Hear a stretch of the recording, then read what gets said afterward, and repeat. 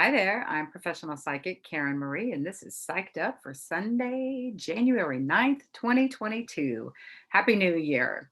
I did not put out a video last week. I got a bit of a stomach virus or food poisoning, not quite sure which, knocked me out for a few days. So, anyway, I decided to go ahead and take the week off. So, the good thing is it was a pretty quiet week astrologically, so y'all didn't miss much. So this week, I'm actually going to go over the major transits for the entire year. So make sure you want to pause this video and then go get something to write with, because I'm going to be covering all the major, and we have a lot of major uh, transitions, transactions, transformational energies this year. This is a year of transformation and surprise, like inside and out. Whatever's going on in your life right now, I guarantee you that by this time next year, it's going to look completely different. That's how revolutionary this year is going to be. It's quite something. So I wanted to go over the major transits for the entire year so that you would get an overview, an overlay. I'll also talk about the transits for this week, and then I'll do mini readings for all 12 signs. Now, I believe everyone is psychic. We all have intuitive abilities. We all consider ourselves psychic. For some of us, the volume is just turned up super loud. Other people, the volume's turned down or off, and everybody's psychic abilities show up in different ways. Some people are very visual, some people are auditory, some people are feelers, and there's all kinds of other ways where psychic abilities show up. Can show up in your dreams, can show up with prophetic hits that just come, telepathy, all kinds of ways, and everybody's different. So the main thing is to tune into how your intuition shows up for you. And I believe that the intuitive voice, our intuition, our psychic self, is the voice of our higher self, your divine self, your Buddha nature, your Christ self, whatever you want to call the holy divine piece of you that continues on after you put your ego and your body down. That part of your soul that everyone possesses has an intuitive piece. And when we listen to and follow the direction of our intuitive voice, that is the GPS system for our life. And we're all going to be on a better track in our lives if we listen to and follow our intuition. And so that's one of the most important things that I do in my work, is to help others get in touch with your intuition. I am not trying to get people dependent on me as a psychic to tell you what to do. What I feel like I do in my private consultations, and hopefully in these videos as well, is hold a mirror up to validate what your intuition is telling you. So I am a medium, which means I can get information from loved ones and spirit guides that are on the other side. I'm a channel, which information just moves through me. I just know what's going on. That channeling is usually accompanied with goosebumpy feels down my arms, on my face. That's when I know I'm on, is when I'm getting this surge of energy that's pouring through me. And then I'm also an empath. So I feel what's going on for other people. Uh, had I known that as a child, it would have been really great. People ask me, like, did you always have psychic abilities? It's like, when I look back in hindsight, absolutely. I've had them all along. I had deja vu experiences my whole life, prophetic dreams, especially in adolescence, my teenage years. But I was not aware that I was picking up everybody else's feelings. And I just assumed everyone else was reading the environment like I was. I didn't realize that I was wired a little bit differently than the average person around me. And I never quite felt like I fit in. And then once I actually moved to Austin, Texas, and started finding my tribe, people that were like minded and had similar vibing energy, my abilities really started to develop and enhance. I started practicing Nichiren Buddhism in 1984 and began a spiritual practice of chanting every day, every morning and evening. That really heightened my psychic abilities. So I started doing professional readings 34 years ago this month. That's when I did my first psychic fair out in the public, and I did readings at the New Age bookstore. So all these years I have been doing readings for the public, also do past life regressions and rebirthing, which is coach breath work and psychic development instruction. When I do private readings, I look at your birth chart. We go over the astrology of your chart and what the current transits are and how they're affecting you. Then I use the tarot cards and I do a general reading without you telling me anything. And I tell you what I see going on in various areas of your life. And then after that, we can move into specific questions. If you can formulate a question, then I can do a reading for you on it. So I can help people get clear. And again, I feel like my readings are validations. So that's just a little bit blurb about me and my work. The majority of my work has been word of mouth and referrals. I stopped doing psychic fairs like 12 years into my professional career. So for the last 2 decades, for sure, I have not done anything but had word of mouth and referrals. And I'm so grateful to those of you that have been with me for several decades and stay with me. I love my clients. I feel like I get the best clients when you refer your friends. So I would appreciate it if you would subscribe to this YouTube channel and share this video with someone you love or someone you feel like would really um, like to get a free reading or might be interested in the astrology of this year and what's going to be going on, who would like to look at more in depth at a reading. Now, we all have all 12 signs in our chart. So if you know your astrology chart, you can pull it out and really look to some of these things I'm going to be addressing in the transits and also the cards. Because even if you don't have a planet, say your third house is ruled by Sagittarius, which means you're a Libra rising. Libra's in your first house, Scorpio's in your second house, Sag is in your third house.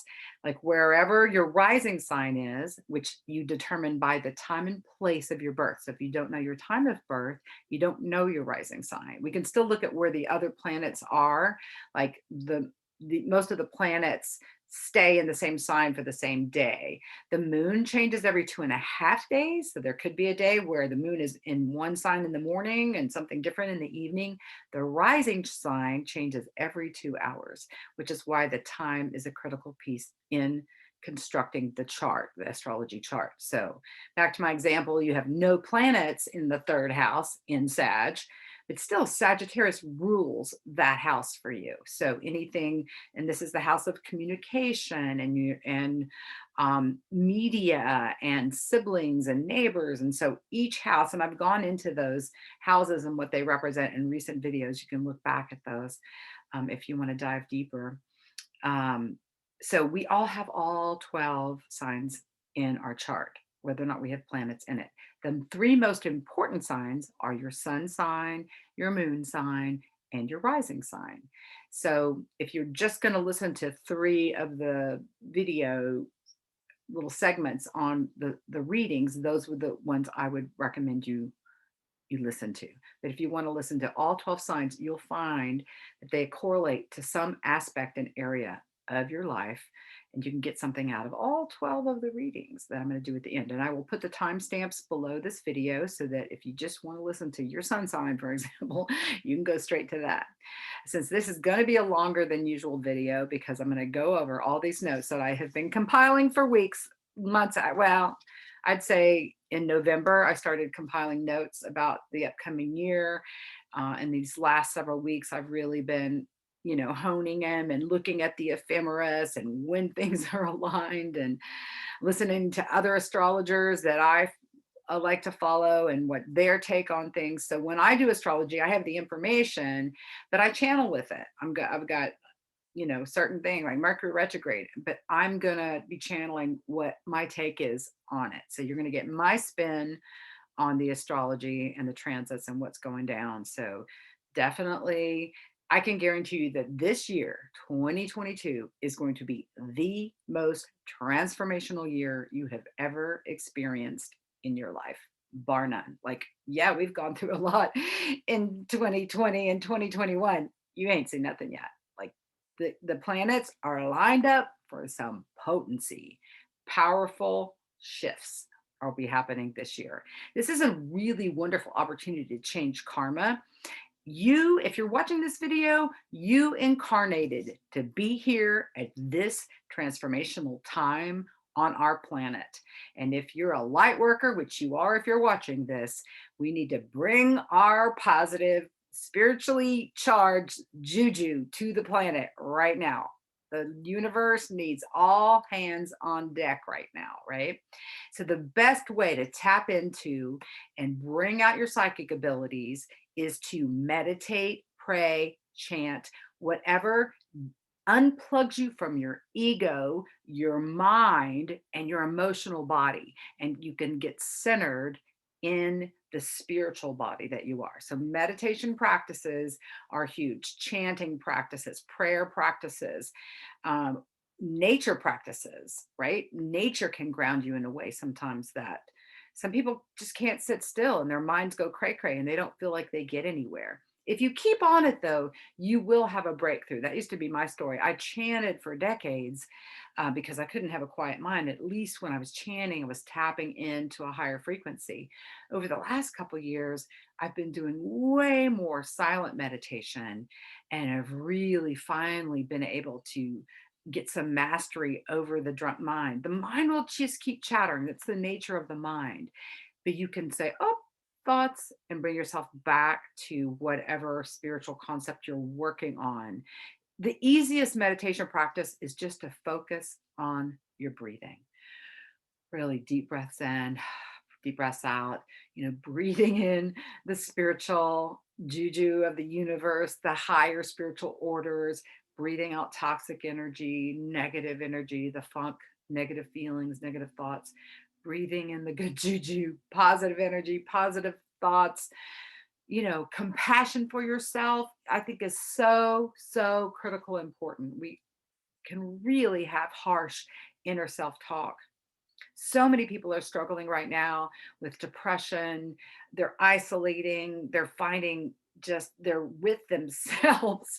And if your inner voice is funky, is negative, is circling around the same drain, old stuff going down that you have no control over, that you haven't let go of the resentments around, that you're just whatever, or in the future and you're worrying about something or you're in fear about the future, I really feel like this pandemic at the core is a pandemic of fear. That's what I believe. And it's manifesting in dis-ease in our body as well. But I feel like the pandemic is fear. And the way to overcome it is to tap into these spiritual guiding principles that permeate the universe and get a higher perspective above the fray here on planet Earth. So take a swig of my tea here. So right now, as we start this week, the sun's at 19 degrees of Capricorn. It's going to be moving in at 20 degrees tomorrow, which is moving. This is the last of the second decan, right? So each sign is divided into 3 decans. From 0 to 9 degrees is the first decan, 10 to 19 is the second, 20 to 29 is the third, right? So each sign has positive and negatives. Each planet has positive and negatives. Each decan has different aspects of our life that we're dealing with. So anything in the first decan is really about our relationships with ourselves. Second decan is our relationship with others, the world around us. And the third decan is about the future, connecting to the future. That's like a cliff notes. There's so much more. I'm trying to make this more understandable for those of you that don't know a lot about astrology. And so hopefully this will be digestible for anybody. So the sun's going to be moving into the third decan of Capricorn. Capricorn energies are about hard work. It's an earth sign. Capricorn is like government, it's rulership, it's the father in the zodiac, it's the 10th house in the zodiac wheel. So the 10th house is our mission on this planet. Um, but this Capricorn energy can be really rigid and harsh, and it's like old school is another paradigm of the Capricorn. It's the old, the establishment, right? The good old boys network, that can be Capricorn. So as the sun is moving into this third decan, we're all contemplating, what do we want for this guardian guard what's the word I'm trying to look for, governing aspect of our life. So it's how we govern ourselves. It's being governed by the governments that we live in. So what are we desiring for our future in terms of self-governing, in terms of the world around us, our city, state, nation, in terms of government? So there's going to be that area highlighted here over the next 10 days as the sun moves to this last decan of Capricorn. The moon right now is in the third decan of Aries. So Aries is impulsive, it's passionate, it's fiery, it's inspired, it's impulsive, it's like, it's the child, it's the baby of the zodiac. So when the moon goes through Aries, we can feel extra stirred up emotionally. We can feel more in touch with our primal emotions. So, and again, that third decan is like, what are we passionate about towards our future? And it also, Aries is ruled by Mars, which is the god of war. It's also our ego. So in the third decan is like, what are we wanting for our lives, our emotional body, our passion? What is our passion for the future? Now, on January 6th of last year, Mars, the planet that rules Aries, was at 29 degrees, the very last degree point of Aries, when the brouhaha at the Capitol happened, right? So the moon is going to be going over that later this evening, Sunday evening. So anytime a planet goes to this last degree point of any sign, it's a test. The moon is a more mild test, whereas a planet is going to be a more major test. So there's what we call the personal planets, which is the moon, Mercury, Venus, and Mars. So these planets affect us more on a personal level, whatever is going on astrologically. The outer planets, Jupiter, Saturn, Uranus, Neptune, and Pluto, and Chiron, it's an asteroid, I can throw that in there, is really more about what's affecting the collective, all of us. They're outer planets move more slowly, and so they're more affecting everyone. And where it shows up in your personal chart is where it's going to be affecting or intersecting with you personally. So Venus is the planet that represents love, passion, what we love, who we love, how we receive energy. It's also our money and how we earn our money, finances. So Venus has been retrograde since December 19th. It will continue to be retrograde until the 29th. So Venus retrograde is any planet retrograde is an opportunity to review, rework, reconsider, all the R's, right? Like go back over, wait, hold up, let me go back over this. So this period since December 19th and throughout the rest of this month is about us going within when it comes to our relationships. What do we really love? Are we receiving love in the relationships that we're committed to? Our friendships it's not just romantic relationships, it's all our relationships are affected by Venus. So when Venus goes retrograde, it can stir up the dust around relationships that aren't functioning very well. It can really bring out the ick and show you. And conversely, it can bring out the deep level of wonderfulness in relationships as well. It also is classic for bringing up past life connections and lovers from the past, right?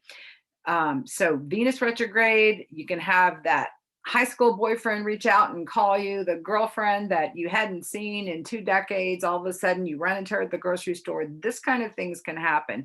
You can also have new people come in that you have past life connections with. Maybe it's the first time in this lifetime that you've met them, but Venus retrograde is classic for drawing in past life loves. I particularly like Venus retrograde. Like, I always see something new about myself when Venus is retrograde. Like, it's a milder retrograde than, say, Mercury, which really wreaks havoc. Mercury retrograde has the pretty bad rap for good reason. And we'll have 4 Mercury retrogrades this year. Yeah, 4. So that's another thing that kind of, like, that can just give you a clue about this year, just that right there, if you know anything about Mercury retrograde. And so Mercury retrograde, Mercury represents our communication. It rules our head. So our thoughts can go cray cray when Mercury's retrograde. Communication just can go belly up, go south. Communications of all kind. It's the 3rd house. It's ruled by Gemini. I mean, it's ruled by Mercury. So it's a Gemini and Virgo energy, Mercury retrograde. So communications of all kinds, text, emails, phone calls, letters in the mail, all of that can, like, people can misunderstand each other. Communication, like, well, didn't you say that? No, I didn't say that. Didn't you get that text I sent? No, I didn't get that text you sent me. I sent you the email. I didn't get it. Like, that's classic Mercury retrograde. It also rules our transportation. Like, so cars can have problems. We can have problems with our communication devices, our phones, our computers. Like, my phones almost always have problems during Mercury retrograde. I'll have glitches where phone calls get dropped. That's the mildest version of, like, well, phone calls get dropped a lot. I don't receive messages. I have had my phone get broken, lost, dropped,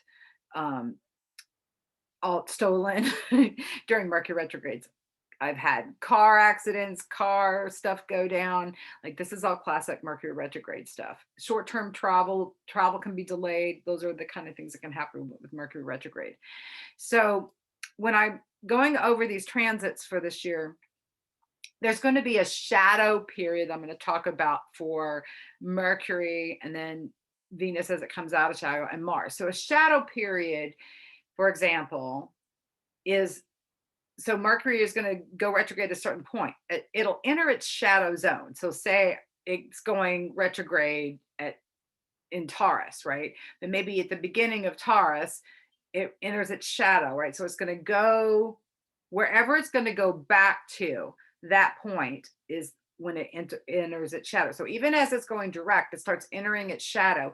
At the point that a planet enters its shadow, that's when you can start picking up what you're going to get taught during the retrograde. Like, the shadow periods, the beginning of the shadow period before the planet goes retrograde, it's going over the turf that it's going to go retrograde over, and it'll start rolling out the lessons it's going to be teaching you, right? So if you're paying attention, again, writing these down, you can go, okay, where Mercury's got into its shadow, let me pay attention to what's going down this week or the next couple of weeks, right? And then after a planet goes direct, then it takes a while to go back to the point where it was when it turned retrograde. That is also a shadow period. So really, the retrograde period is longer than just when it's actually retrograde. It starts when it enters into the shadow period, and then finishes when it finally gets back, not just when it turns direct, but when it gets back out of the shadow, because that's when it enters into new territory. Okay, just a little lesson about retrograde. Okay, so let me see here. All right, Jupiter. So Venus has been retrograde since December 19th. Uranus has been retrograde since August 19th. So Uranus is in Taurus. Right now, it is at 10 degrees of Taurus. So Uranus is the great awakener. It's the ruler of Aquarius. If you know any Aquarians, can you predict what they're going to do? Not usually. They like the sudden unexpected. Uranus is the king, queen of curveballs. It's also the great awakener. It's a spiritually awake. It'll take down, shake up things that are no longer serving you in your life. When it's retrograde, it's kind of off track a little bit. It's kind of not in its power. So as Uranus turns direct, which it will do on the 19th of this month, is when we start feeling its power. And when these outer planets stop to turn one way or the other, they like increase in their potency. So whatever they represent, we start feeling even stronger in our lives. So Uranus is in Taurus. So Taurus is the second house in astrology. It is the earth itself. Taurus represents the earth itself.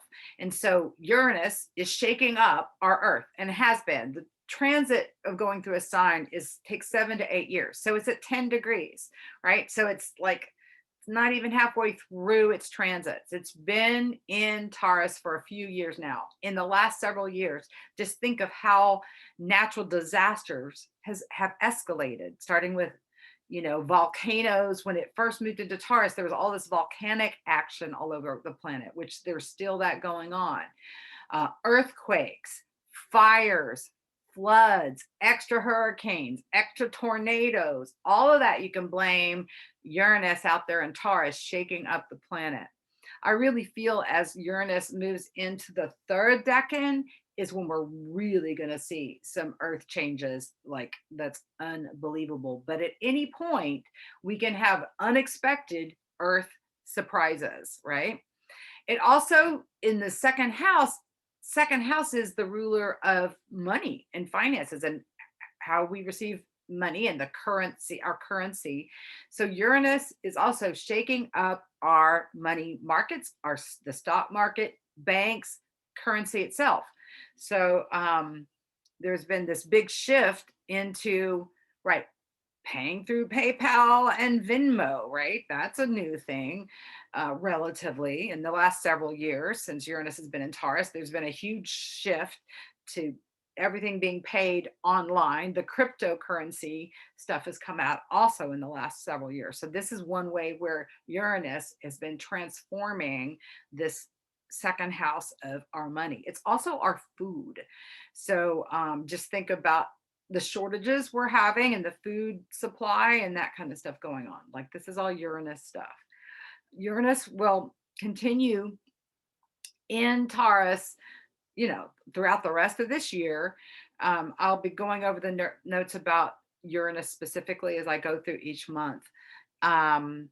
Jupiter has moved into Pisces now. It's at 2 degrees of Pisces. So Jupiter expands things. It's the good luck planet, right? It brings in benefits. So when you have Jupiter transiting going over one of your personal planets, it brings that planet, whatever that planet represents, or that house, brings good luck in that area of your life. So it's moved into Pisces. So Pisces is it's the 12th house in astrology. So Pisces is spiritual growth, psychic development. Like these abilities it's extra easy to meditate right now. It's extra easy to get in touch with your intuition. Your intuition is turned up louder now that Jupiter has moved into Pisces. Neptune has been there for a while already, and Neptune is the psychic radar planet and is the ruler of Pisces. So now we have 2 outer planets, the ruler of Pisces, which helps us strengthen this anyway. It's been working to strengthen everybody's psychic and spiritual connections for a while now. Neptune's been on the job there. But now that Jupiter has entered Pisces, it makes things bigger. So now it's bringing its good luck and its powerful energy into this sign of Pisces. So the spiritual and psychic things are intense right now. Let's see. All right. So Monday, tomorrow, January 10th, the sun will be at 20 degrees of Capricorn. It will be sextiling Neptune, right? So a sextile is a positive connection. So it usually brings out the positive of both signs. So the positive of this sun in Capricorn with Neptune, which is the spiritual psychic planet, right? And so a sextile can highlight, you can find extra strong psychic spiritual direction. Should be an easier day to meditate, an easier day to get in touch with your intuition. And you might even get some illuminated ideas about how to tap into and utilize these spiritual psychic energies for your self-governing, right? That's, this governing in Capricorn. So it's like it's a feel good energy, feel good day, and it should be really lovely. On Tuesday, the 11th, Mars is at 20 degrees of Sag. Mars, again, is the planet of taking action. It's the god of war. It's our ego. It's how we move, like get the courage and the power and the umph to move through things. It's in Sag. It's in a fire sign. It's moved into this third decan now. So it's about movement towards the future, and Sag is about our beliefs, and I believe this can happen, I can believe I can do this. So it can really charge up our energy beliefs, except that it's squaring Neptune, which tends to bring out the downside of Neptune. So the positive sign is the spiritual psychic connection. The downside of Neptune is illusion, delusion, addictions, right? So this square between Neptune and Mars on Tuesday could bring to a head how you're blocking yourself with addictive patterns, or you may just get a no from the universe, or the universe could take things away. Neptune can dissolve things or take things away. So you might find, well, I want this, the ego is saying, and Neptune goes, nope, can't have it. So it can be a come to Jesus kind of day. So we're having this, you'll probably get the downloads on Monday about the issues that might come up on Tuesday with this square off. And you may be asked to put an addiction down, like it may like no more, time's up, right? And if you're struggling with an addictive aspect of yourself, which I believe we all have, it can come to a head on Tuesday. You can just find like you do too much of something and then get the consequences, the natural consequences for that. On Friday, January 14th, Mercury turns retrograde. Now, it's already been in its shadow for a while. So it turns retrograde at 10 degrees of Aquarius. It will be retrograde until February 4th. All right. And it turns retrograde at 24 degrees of Capricorn. So it's up here in Aquarius. It'll go back. It'll cross over Pluto as it goes retrograde. So this particular Mercury retrograde is going to be transformational because it interacts with Pluto, the planet of death and transformation. Pluto is probably the most major player this whole year. And you'll hear me talking a lot about Pluto. Pluto is death and transformation. Right now, Pluto's at 26 degrees of Capricorn. So it's in this last decan. So it's bringing up issues of power and control. Again, Capricorn, government, who rules us, who's got the power. Pluto's got the power. Pluto is like a wrecking ball. It's a demolition crew. Pluto will transform whatever it interacts with. In this case, it's going to be transforming Mercury as Mercury goes back over it. Mercury, again, so you could have thoughts be transformed. How you think about yourself can be transformed. What you think about other people, the world around you, can be transformed. What you think about your future, since it'll be crossing over Pluto in this last decan of Capricorn, can be transformed. So this Mercury retrograde is going to be super powerful. So beyond the usual that I've already gone over that can happen with Mercury retrograde, you can find that you completely shift something. So transformations can be positive, right? You can decide to do things differently, approach communication differently. But those people out there that are running around unconscious, like chickens with their heads cut off, it can be super disconcerting. This whole year, if you're attached to the outside world and how things are and want things to be normal, you're in for a rough ride. If you can let go of whatever's going out there in the world and know that the inner spiritual connection lasts through through every lifetime, right? It's like our bodies might die. All the things we're attached to in this world, none of it goes with us when we cross over. The growth that we've done personally, spiritually, we get to take that growth with us. The good karmic brownie points we've accumulated go with this. The negative karmic debris that we've gathered, that goes with us, right? So we take our karma and the soul's growth and evolution, that part goes with us. Everything else, our money, our reputation, our house, all that, none of that goes with us. So if you're looking for your treasures on the inside of your life, you're great. If you feel your own personal value, but if you're attached to the things outside, this can be a rough ride this year. So it's a time to let go of the material world, let go of the world around you, because it will be absolutely transformed this year in all kinds of ways. Between Uranus shaking up the earth and Pluto and its wrecking ball, these two planets are transforming the planet this year. These are the two major outer planet players that are affecting all of us. None of us get through this year unscathed. But if you're looking at it through spiritual eyes, it can be a wonderful opportunity to transform your inner world and to change some karmic patterns, like have things be done, gone, over, never revisit old karma again.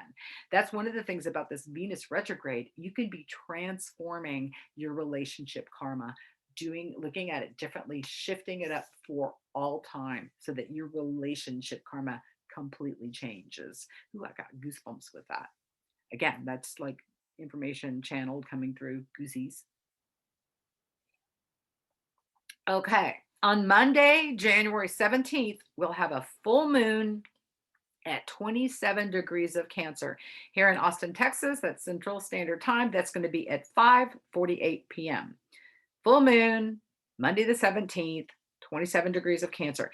So any of these degree points that I start talking about through any of these transits, if you've got personal planets on or near these points, you're going to feel these things more personally. Full moons, right, brings out the lunatic in people, brings out our emotions. It heightens our intuition because the moon is the ruler of our emotions and our intuition. So anytime the moon is full, it's intensive. A full moon in Cancer, Cancer is the feeling sign. This last second is like, wah! It should be super powerful for psychic spiritual downloads. That actually is happening exactly on my North Node, so it's affecting me personally, right? So full moon is when the moon's on one side, the sun is on the other side. So the sun is going to be in Capricorn conjunct Pluto. So this is a transformational full moon, right? Powerful, potent, incredible.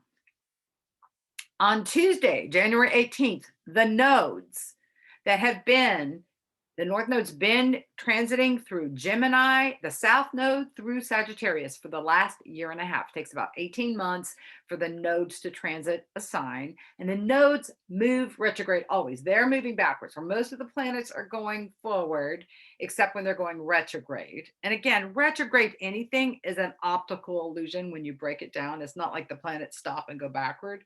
It's about our relationship with those planets. And just like if you're driving down the highway and you're going faster and you pass up a car and then you look in your rearview mirror and it looks like that car's going backwards, that's basically what's going on here with the planets retrograde. But we can feel the energy.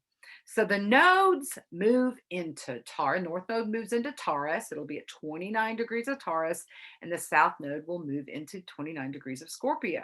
So the north node is a collective teaching point. This is what the lessons are going to be. So the last year and a half, we've been getting the lessons of Gemini, right? Communication, technology, media. Has that not been heightened energy over the last year and a half? Now it's going to move into Taurus, where personal values are important. Love, beauty. Taurus is ruled by Venus. And so a lot of Venusian energy, a lot of shift and insights into our relationships are going to happen. It's also our physical body. So it's really a great time to put your energy into your health. If you've been procrastinating about eating better, getting more exercise, sleeping better, doing more meditation, like this is the best time. This energy of the North Node moving into Taurus will help you focus on these areas of your life.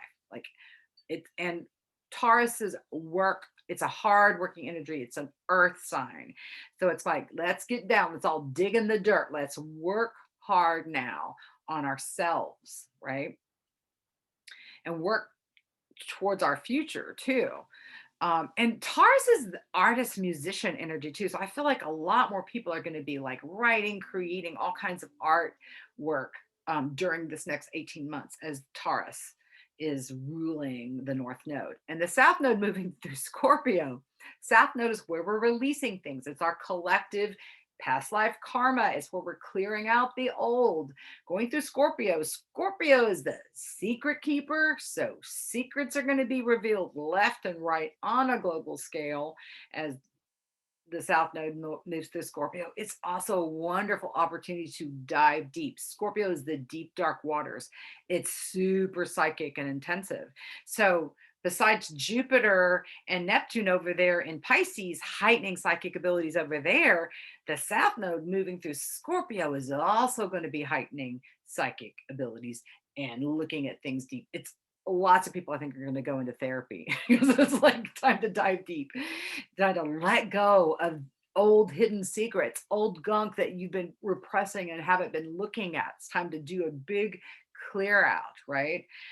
So, and I'll be talking more about the nodes as time goes on, but that I'm ready for this shift. Like I've had enough of North Node and Gemini myself personally. I'm ready for the Taurus energy, ready for the grounded energy of Taurus and the super psychic energy of Scorpio. And Scorpio is transformation. Scorpio is ruled by Pluto. So it's going to be a whole lot here.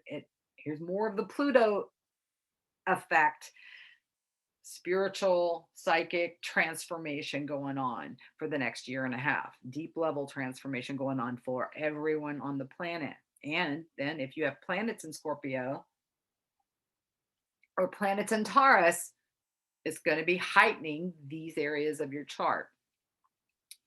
It's going to be heightening these areas of your chart for everyone. But if you've got personal planets in Scorpio or Taurus, you're going to feel this more personally. Okay, and then that's so Tuesday the 18th is when the nodes change. Wednesday the 19th, Uranus turns direct. It's at 10 degrees of Taurus. So we might, and you know, any of these, I'm giving out specific dates when they're actually shifting.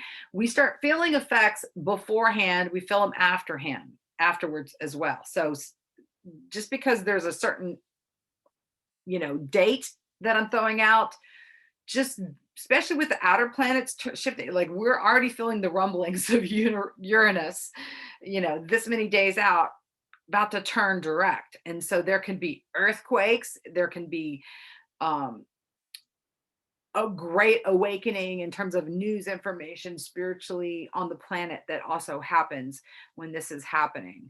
Again, earth changes of all kinds can happen. Eureka moments. Uranus, if it takes things down, knocks things down, takes something away, it brings it back with something even better. That's the good news with Uranus. It can be disconcerting because it comes out of nowhere. You cannot predict how Uranus is going to behave. But you know, it's just helping you take away things that don't work for you in your life, that you can trust that if something's removed as a result of Uranus, even though it may feel like I loved that house, you're going to replace it with a better one. All right. And then on Saturday, the 29th of January, Venus turns direct at 11 degrees of Capricorn. So it starts moving forward. So all these lessons of the retrograde will be over. It doesn't move out of its shadow until the 1st of March, however. So all during February, we'll still be processing what this Venus retrograde period has shown us, right? So you're not out of the woods. If you make it to March 1st, your relationships are probably going to be more set, right? Like relationships can still be going belly up during this time period from, you know, December 19th. Like I'm hearing about it left and right, relationships where people are just calling it quits. This is a lot of this Venus retrograde energy, because it's like, I'm not being loved. This is not working for you. Or people are making the decision to get out of the relationships, even if they're not doing it right now. They're like, I'm done. We are going to start collecting my money and waiting for the right time. So, if you're starting a new relationship has come into your life during this Venus retrograde period. If you're still hanging with each other come March, you're good. It's good. Like, because Venus retrograde can pull in sort of obsessive, compulsive, codependent. It can bring in some of your old relationship story energy in someone new. It could, but if you pulled in a past life lover and y'all make it till March, you probably keep rocking it then afterwards. So that, by March, the relationship stuff lifts off. All right, now we're going to move into February. Wednesday, February 2nd, Pluto moves into a new territory. It'll move to 27 degrees of Capricorn. So this outer moving planet, so Pluto takes like 250 years ish to go around the whole chart. So it's moving into a territory none of us have experienced in this lifetime, right? So it's going to be transforming a new aspect of our own, and we're going to all feel it personally. The highlight of 27 degrees of Capricorn is that that's where the United States natal Pluto is. And so all year long, we're going to be talking about the US Pluto return. If you tune into any psychic astrologer out there, we're all going to be talking about this Pluto return. What was America founded in? The good old boys, the white men with the money and the power were running this country, right? Pluto destroys, takes down, it transforms paradigms. So we are transforming this old school paradigm where the white men with the money are the ones that run the show, the top down, right? The government, like the power over. That paradigm is like a Tower of Babel that's going to begin. It's already been shaking. It's going to crumble, but we're going to see Custer's last stand. We're going to see people who are in this power and control, like fight to the death here. It'll be till 2024 before Pluto moves into Aquarius to stay. So these next 2 years are going to be revolutionary, just like how this country was formed, right? We were like throwing the tea we are like, no, you can't tax us over here, and rebelling against the government that was ruling us.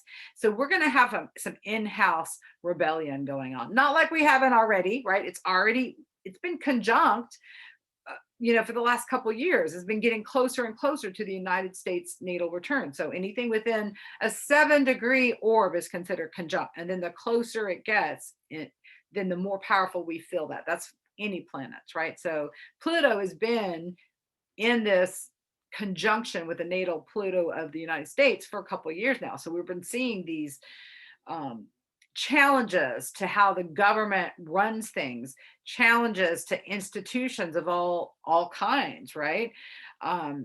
Who's running the show? Who has the power and control? And then personally, it shows up in your life. I guarantee you, everyone has had some sort of power and control struggles showing up somewhere in their lives. Depending on where Pluto, the transiting Pluto, shows up in your chart, that area of your life is where you're probably experiencing this power and control stuff. You can also look at where your natal Pluto is, because it's transforming that as well. Your natal Pluto is what you came in here to transform in your life, right? So that's being activated as well. Anytime there's an outer planet, like Venus retrograde, for example, you can also look to your natal Venus, and it's going to be activating the area of the chart where your natal Venus is sitting, for example. So any of these planets that are charged, and then again, any of these degree points that I call out, if you've got planets on or within a few degrees of these points, you're going to feel this more powerfully than the person next to you that doesn't have an interaction. So this is conjunctions, oppositions, trines, squares, right? So these are all the different relationship sextiles that your planets can have with these things. So it's such a huge puzzle to dive into astrology. It's just like never ending. It's like the lotus flower that keeps blooming. Astrology is. All right, take another sip here. On Friday, February 4th, Mercury turns direct at 24 degrees of Capricorn. So it will have gone over Pluto.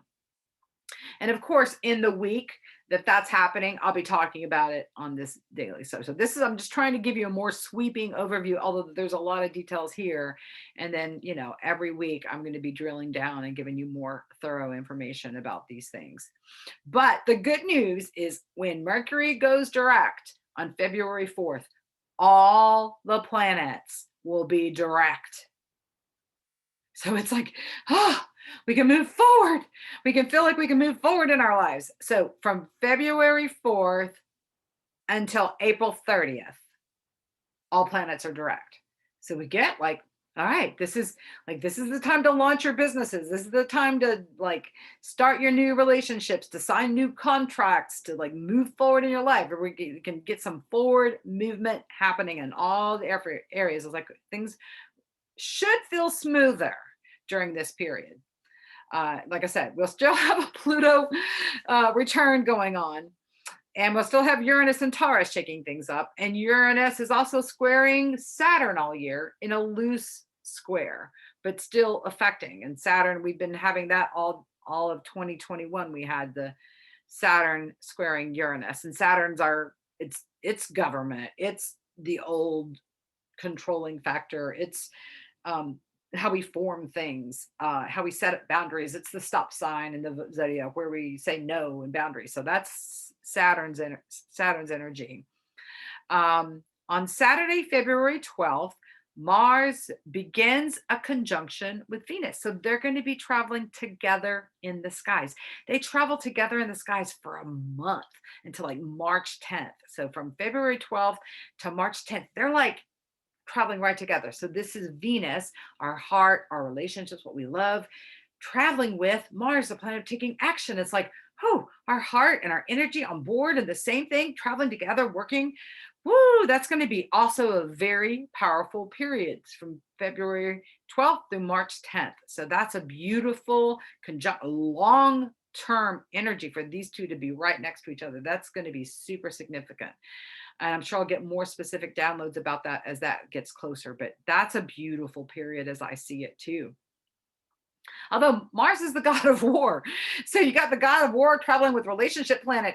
Again, if your relationship didn't already go belly up and it's been shaky, when this starts up, it can help bring the end of a relationship that's not working. Relationships that are vibing, it should be lovely.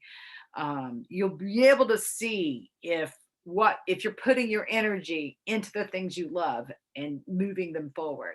Because if your energy's in the wrong place, this is going to really show it for you. That's what I get with that. Friday, February 18th, Neptune begins opposing the US Neptune until March 16th. So here's another month-long transit. So Neptune's at 20 degrees and some change. The United States Neptune is across the skies in Virgo. So Virgo represents health, right? So this is one of the aspects I talked about on several videos last year that made me feel like this wave of the COVID, if you were watching me last year, I was predicting for a couple more years this stuff was going on. This doesn't surprise me because I've been looking at the astrology. It's yep, nope, Neptune's opposing United States Neptune. One of the things that Neptune in Pisces is mucus. It's sinus congestion, it's sinus stuff. It's fuzzy thinking, right? Not being able to get our wherewithal about it. And so the United States Neptune, which is in Virgo, the planet that the sign that represents health, an opposition is like a tug of war. So the United States Neptune in a tug of war with the transiting Neptune is like a paradigm. It's an axis of health. This is another reason why focusing on your good health and taking good care of yourself is critical in this new year. We've got, the nodes in Taurus. Now, this aspect, if you're in good health, it can bring out the best. You can have great health great vitality, bringing up the positive ends of Neptune in a health sign. If you're using your intuition, following your intuition in terms of your health, are you listening to yourself? Are you eating what you're feeling guided to eating? Are you drinking what you're guided to drink, like more water? Are you staying away from the foods and substances that are creating dis-ease? Because if you're not, you could really see health stuff, coming to a head. So they're in a loose opposition all year long. That's why I feel like the COVID stuff and health issues in the United States is going to continue for the rest of this year. So the first time that these are going to be, we're going to have this month between February and March where health stuff can be an issue. If you're not taking care of your health, or if you happen to get knocked down by this virus, you could find that, and there could be, I don't know what it's going to look like out there in the world, since here in January, it's already looking pretty cray-cray. Looks like it's going to get worse. That's what I think. It's kind of hard to believe that, but that's what I get. But like I said, none of this has been surprising me. This last wave, more variants are going to come out, and it could be something else completely that affects our health that also hits the world. It doesn't necessarily have to be COVID that's knocking everybody down, but Neptune and Pisces is definitely like about mucus and congestion. It's one of the things that it can be. Neptune's water. So what is our system made the most of? Water. So it's going to affect our whole system, really. Tuesday, February 22nd, Pluto is exactly conjunct the United States Pluto. So mark that day. 2/22/22, which is the Tuesday that I've already seen some memes on Facebook about this, all these twos coming together. Well, that's the day that Pluto, the transiting Pluto, is exactly conjunct the United States Pluto. So watch out for how that shows up in the world. Like, it's going to be explosive. Death and transformation, power and control. It's death and transformation, power and control. Two wrecking balls hitting at each other. I have no idea how that's going to show up, but it's going to show up in some transformational way on our planet, particularly in our government. This is the United States. We're the world rulers. So whatever is happening here is affecting the entire planet. But Pluto is in this outer degrees, these last degrees of Capricorn. So it's power and control in governments all across the world too. So, this Pluto in the last degrees of Capricorn, government showdowns all over the planet are happening. I mean, it's happening right now, right? Thursday, February 24th, Mercury gets out of its shadow during this first retrograde of the year. So then you can breathe freely after that for a little bit. March. Tuesday, March 1st, Venus is out of its shadow. I talked about that earlier. Wednesday, March 2nd, Mars, planet of war, is conjunct Pluto, death and transformation at 27 degrees Capricorn. This can also be a powerful, explosive, wow. Maybe if you want to launch a rocket, that would be a great day to do it. Jeez Louise, you can capture these energies, the planet of death and transformation together with the planet that represents war. Yeah, it could literally mean war showing up somewhere in our planet. Thursday, March 3rd, Venus is conjunct Pluto. So Venus and Mars, right? They're traveling together like I talked about. So then Venus conjuncts Pluto. So this again is a total transformation of relationship stuff. Again, transformations can be positive. It can be a good transformation. Pluto's death too. So it can be the ending, no more of this. I won't do this anymore. And this can be relationship with yourself too.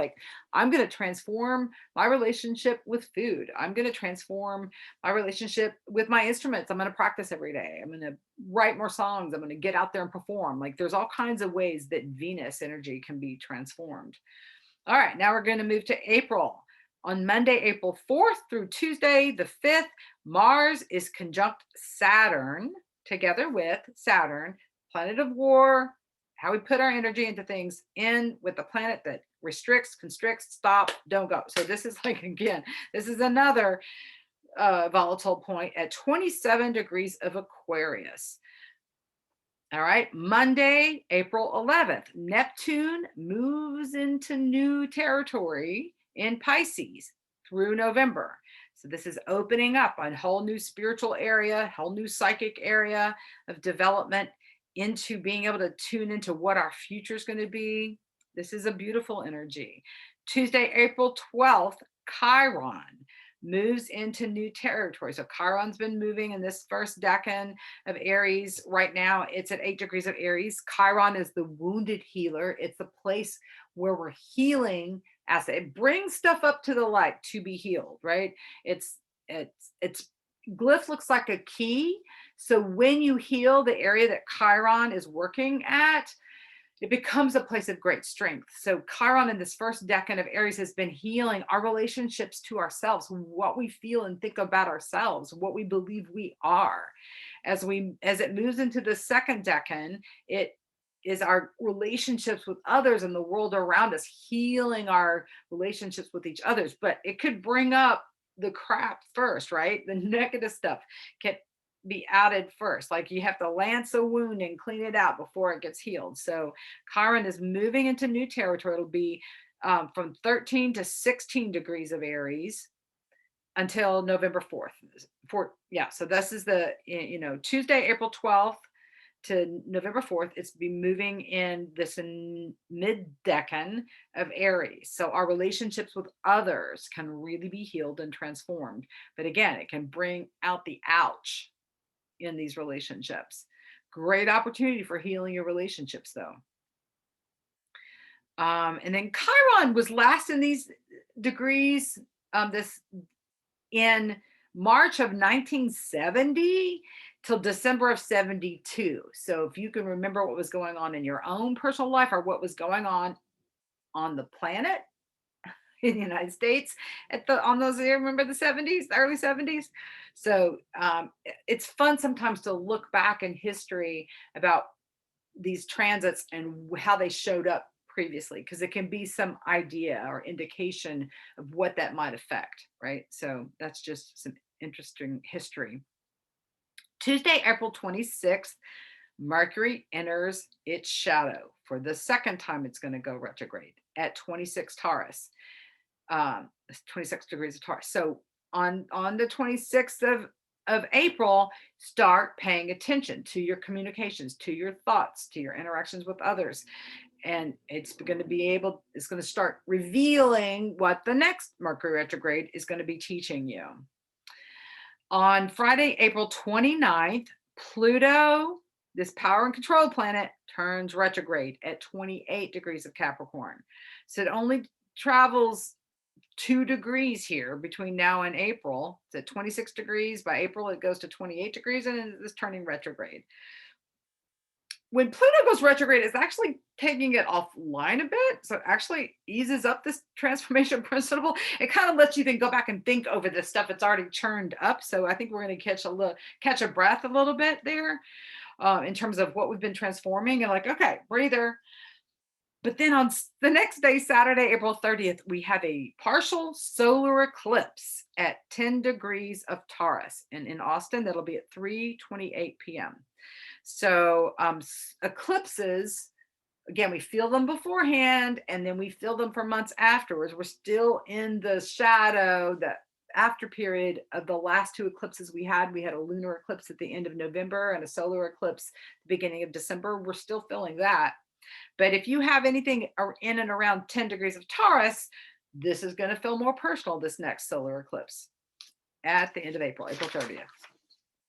Okay, Sunday, May 1st through Tuesday, May 5th, Jupiter at 28 degrees of Pisces sextiles Pluto at 28 degrees of Capricorn. So this is the planet that makes things larger, is in a positive relationship with the planet of transformation. So these are both, so outer degrees of Capricorn, outer degrees of Pisces.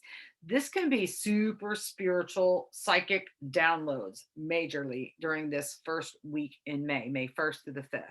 So, that's an interesting period. May 6th, Uranus moves into new territory again. Like we're experiencing Uranus in a new territory. It's going to be moving between 14 and 18 degrees of Taurus until August 24th. All right. Tuesday, May 10th is the next Mercury retrograde. It turns retrograde at 4 degrees of Gemini, and it'll be retrograde until June 3rd, and it'll go back to 26 degrees of Taurus. So again, if you have any planets around these points, you're going to be feeling this Mercury retrograde more powerfully. I think the first one, though, where it's crossing over Pluto, is going to be more intensive. But, Gemini is the planet of communication, and it's ruled by Mercury. So when you have a Mercury retrograde in the planet it rules it, I really feel like some media stuff is going to get stirred up. But Mercury retrograde is a great time to go back and rethink things. So again, I'll talk about that more as it gets closer to it. Tuesday, May 10th as well, Jupiter goes into Aries. So it's at 2 degrees of Pisces right now, and by May it's already up into Aries.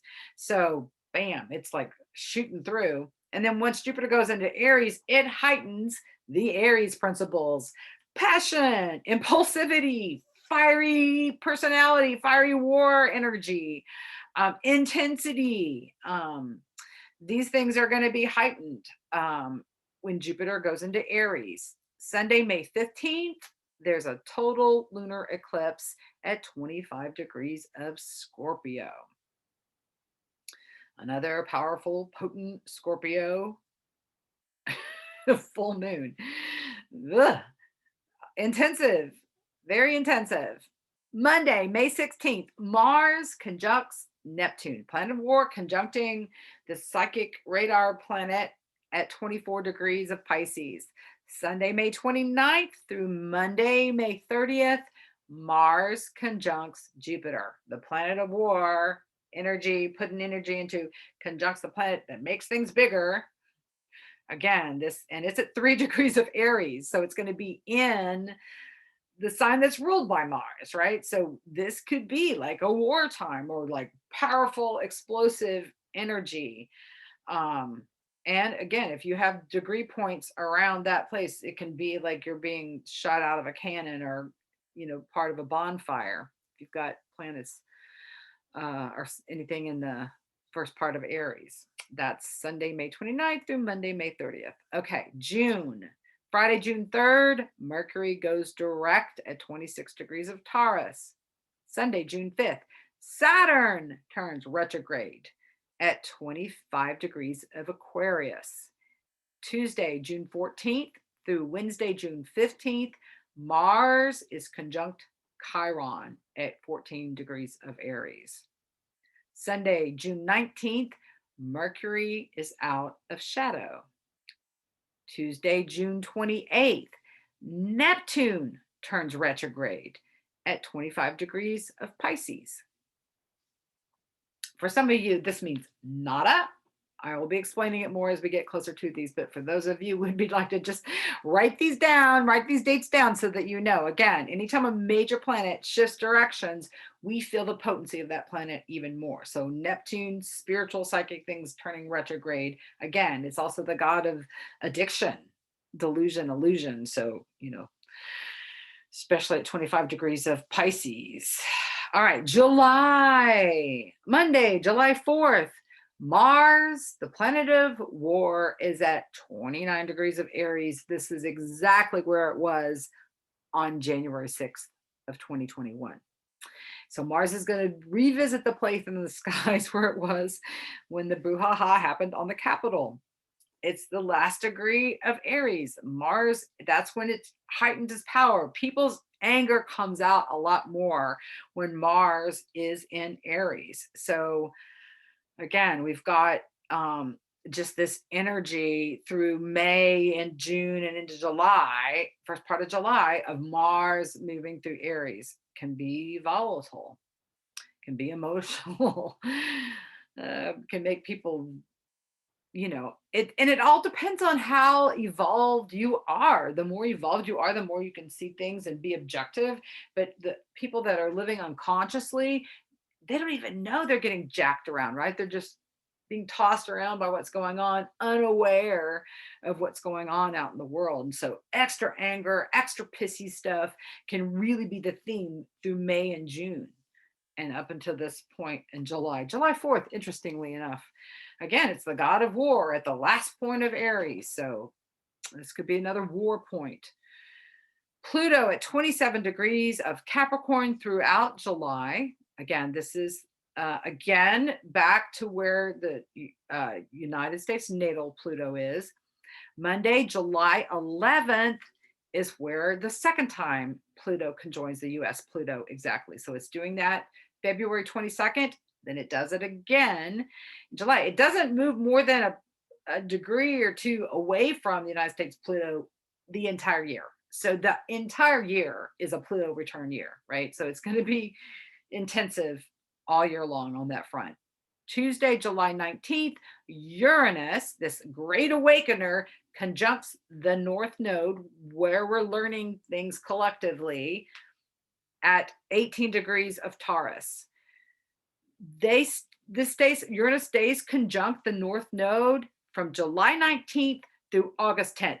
This is going to be like watch out period of time. Like I have no idea how that's going to show up. It'll be interesting, but that's like watch out, be on alert, keep your head up during this period. Wednesday, July 20th. So again, that was July 19th through August 10th. Uranus is conjunct the North Node, 18 degrees of Taurus. Wednesday, July 20th, Chiron turns retrograde at 16 degrees of Aries. So with this Uranus conjunct the North Node, Chiron is just 2 degrees away from this too. So that it's a player in this conjunction as well. Thursday, July 28th, Jupiter turns retrograde at 8 degrees of Aries. Sunday, July 31st, Mars, planet of war, conjuncts the North Node that is conjunct Uranus. So this is like July 31st, and it's there until August 3rd. So this is another like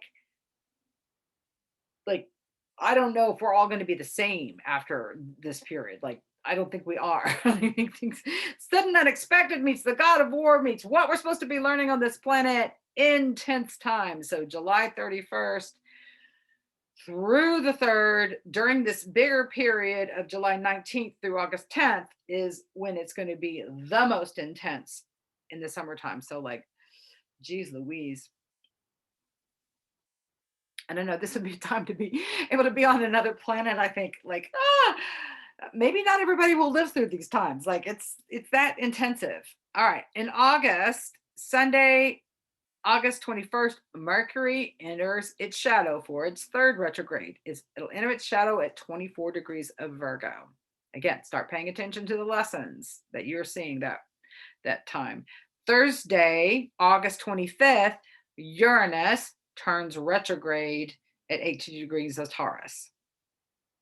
And it's retrograde until January 22nd of 2023, and then it'll turn direct at 14 degrees of Taurus. September, Sunday, September 4th, Mars enters its shadow at 8 degrees Gemini. What does that mean? It means Mars is going to go retrograde. So start paying attention. The September 4th, the lessons start coming about what Mars retrograde is going to be teaching you. Friday, September 9th, Mercury turns retrograde at 8 degrees of Libra, and it'll be retrograde until October 2nd, when it turns direct at 24 degrees of Virgo. In October 2nd, Mercury turns direct at 24 degrees of Virgo. Sunday, October 9th, Pluto turns direct at 26 degrees of Capricorn. Monday, October 17th, Mercury is out of its shadow. Tuesday, October 18th, Neptune is opposite the US Neptune again. until January 7th. So here's another period of exact opposition, second one of the year. Like it's not going to get out of the order of opposition all year long, but this is where it intensifies once again. So again, more health stuff can be showing up Tuesday, October 18th through the rest of the year into January 7th. Tuesday, October 25th, we'll have a solar eclipse at 2 degrees of Scorpio. That will be at 5:48 a.m. Austin time. Friday, October 28th, Jupiter goes back into Pisces. Sunday, October 30th, Mars turns retrograde at 25 degrees of Gemini, and Mars will be retrograde until January 12th.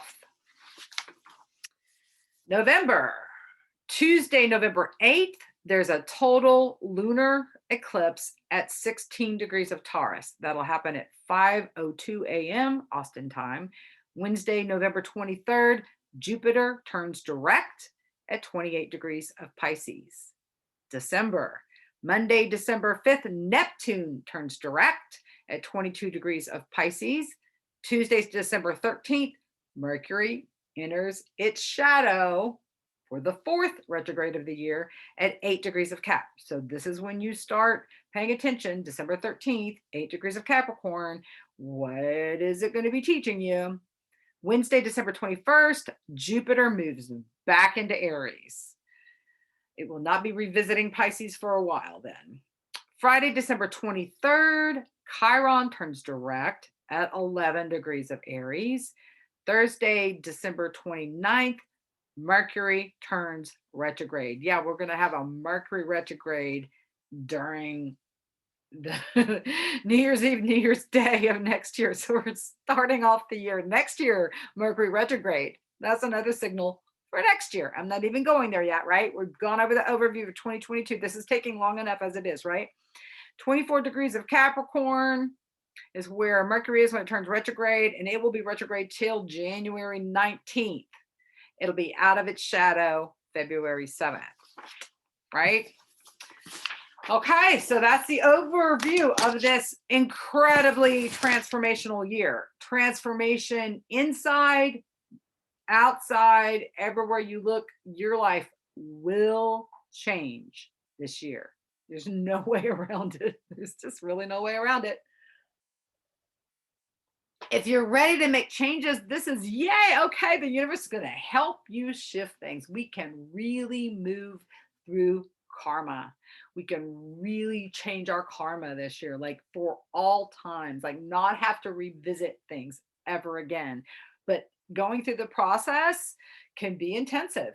But if you're centered on a daily basis and you're tuned in and you're listening to your intuition about what to do, what not to do, you're going to be fine, right? You'll know, you'll be guided through this. We just do this thing one day at a time, right?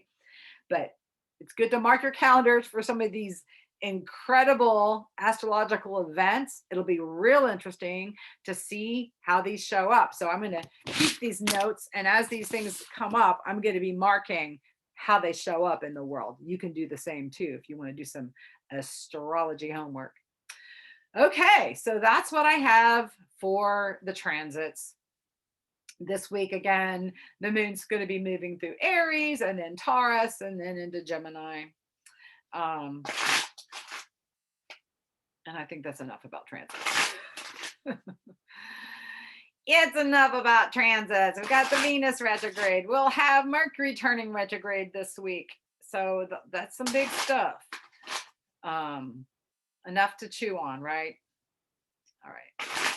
Now we're going to go into readings for all 12 signs. I'll start with Aries, and this will just break it down to what Aries need to know about this week. Let's just bring it back here to this week in January. And what do the Aries need to know? Need to see, need to hear, need to find. What's coming in? What are they? What's the what?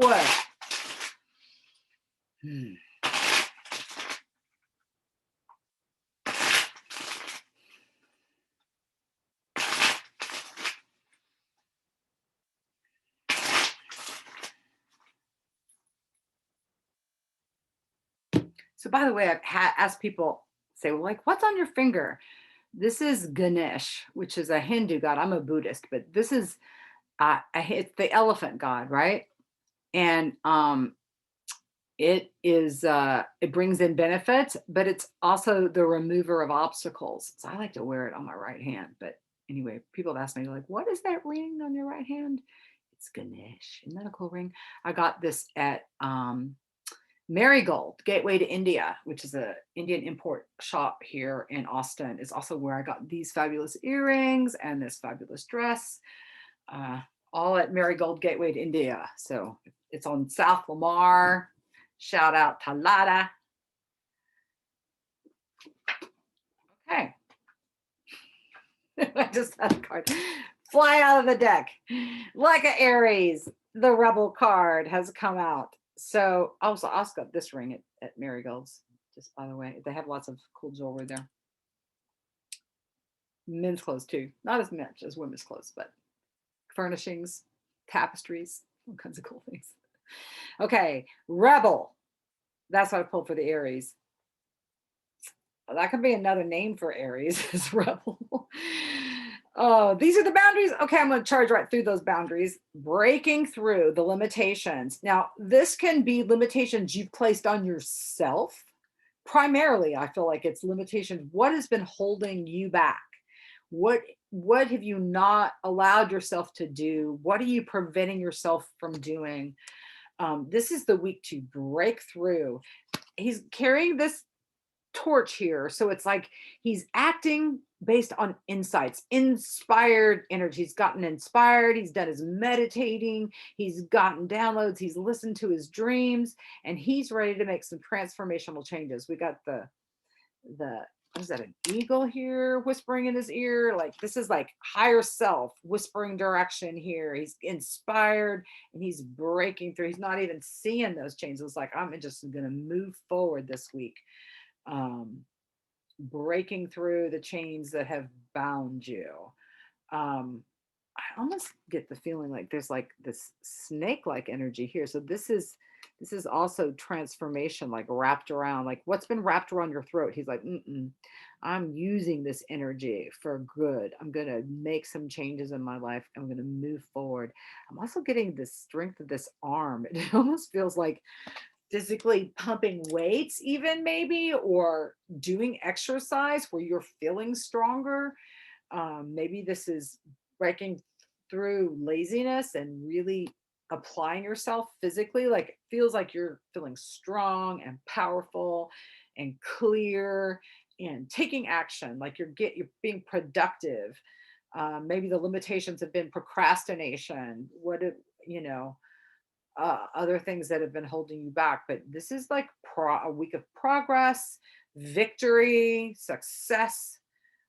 This feels really powerful here for the Aries this week.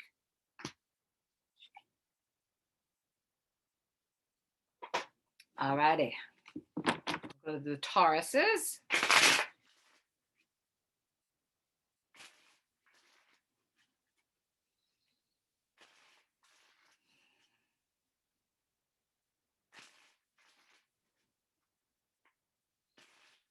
And just as I tune in, I feel like there's some Tauruses are really struggling with health. So I don't know if a lot of my Taurus watchers are dealing with COVID or allergies or something. Like cedar has been high here in Austin. So beyond COVID spreading like wildfire, cedar has been wreaking havoc here as well. So people new to the area may think they have COVID and they actually just have cedar allergies. Beyond illusion. This is listening to your this is intuition. This is transformational intuitive guidance coming through. This is the third eye opening. This is you tapped into your intuition. Following its direction leads to lifting yourself up out of the world. Like, this is a butterfly, right? Symbol of transformation. But his eyes are closed. So you may get some incredibly strong spiritual downloads while you're asleep or while you're in meditation. There's this activation of the universe here. There's like spiritual downloads coming. This is like your guides are like pouring down guidance. You just have to get quiet and still, and then it should be like very clear. If you're seeking direction in any way this week, Tauruses, just get quiet, get away from the world. Shh, just listen and receive downloads. Like this should be extra easy. You may receive downloads of like music or creative ideas as well. Um,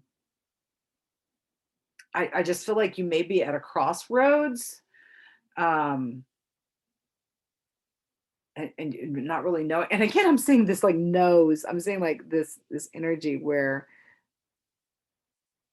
and the nose is activated. So again, you may be congested, but it also feels like you may, if you've got some health stuff, it may be the universe like kind of squashing on you so you don't just get out there and bluster through like the bull in the china shop, that you get quiet, you get still, you get your next direction. It may be like, whoa, whoa, whoa, whoa, whoa, stop.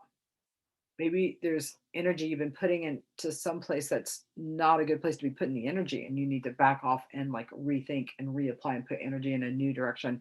Definitely the most energy is like into yourself this week. Like you deserve your own energy. And so you may not feel like doing so much out in the world. It may be a very internal experience, or your intuition, if it guides you into conversations or guides you into action, by all means, have the conversations, take the action that you feel guided to do. But it feels like very clear, very powerful um, guidance that leads to your transformation. Like you're being guided to change the major things within, is what I'm getting. So listen, trust your gut, trust your guides, trust this intuition. It's beyond illusion is the name of the card. So like if you've not been able to see clearly, it's like it's like the clouds part, the seas part, and you're like seeing clearly this week, Tauruses. So you get this big reveal this week. So enjoy that. Write it down so don't forget it. All right, Gemini, you're next.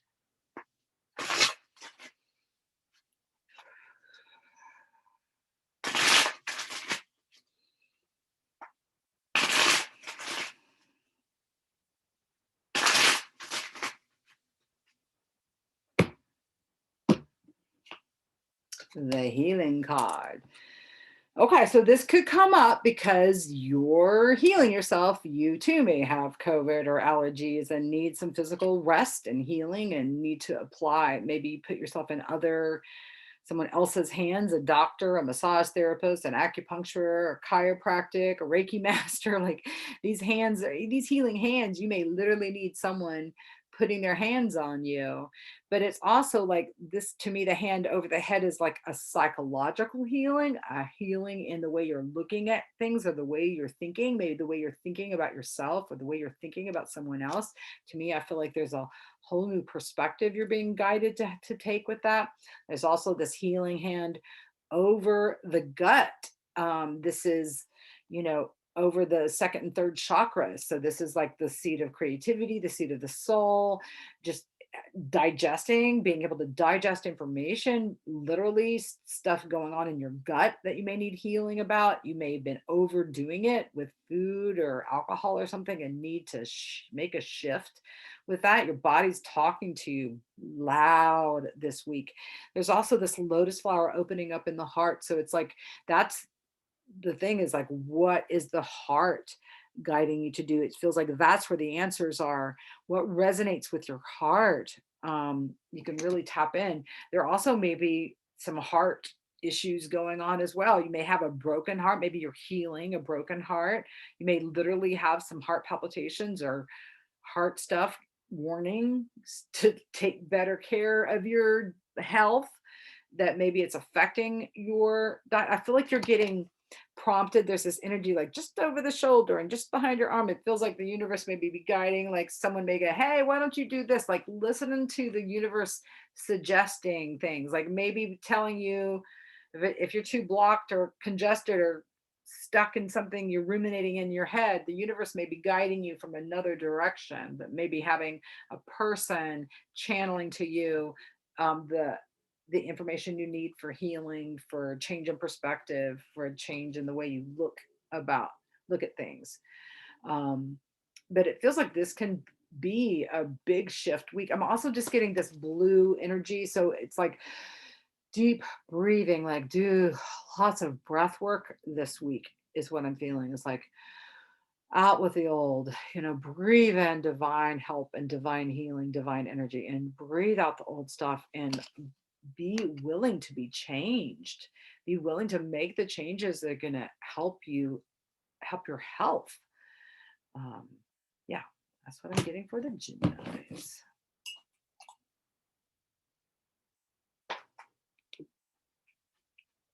Cancers.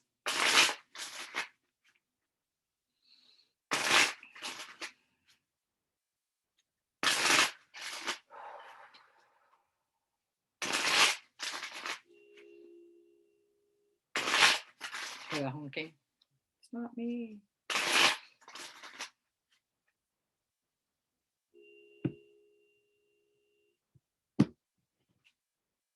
All right, the Cancers, y'all have go with the flow, going with the flow.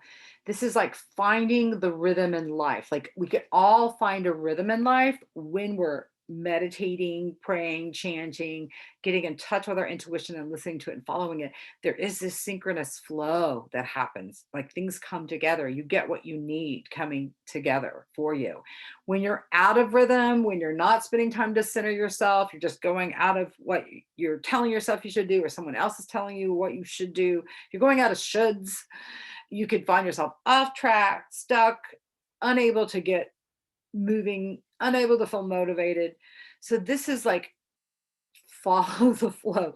This is like breath work. This is like soaking in the tub. This is like using your intuition to get in touch with where to put your energies. And it feels like this is an easy week if you just surrender. Don't ego and force your way through. Like let the universe help you. We all have spirit guides. We all have a team on the other side that's willing to help and support. Are you surrendering to this spiritual team that you've got and allowing them to guide you and carry you along? This can literally mean like get into water, soak in the tub, stand in the shower, go sit by a water source, by a fountain where you can hear the flow of water, drink more water. But I'm also getting that you may get some information from spirit, like directly. You may like literally hear messages. You may have some vivid dreams this week. Um, I'm getting the feet are crossed here. Like there's something about you don't have to take so much action this week. It feels like being a human being is enough. You don't have to be a human doing. Like don't push yourself, like ease off. This is when you ease off the accelerator and you just coast. And it doesn't mean you're doing nothing. It means you're recalibrating, you're listening, you're letting your intuition flow and carry you along. Like if you feel strongly guided to go run a marathon or whatever, by all means, follow the intuition and go do that. Doesn't mean to do nothing, but it just feels like that there's a beautiful flow. You may want to dance. Like I'm really getting like this dancing vibe, yoga, anything where you feel like you're in this qigong. Like there's like this beautiful flow energy. Tap into the divine, tap into your inner voice this week, Cancers, and you'll feel like you're carried along. You progress your life in a beautiful way that feels a lot more easy this week. Don't fight, don't struggle. If there's an impasse, like this is not the week to deal with it.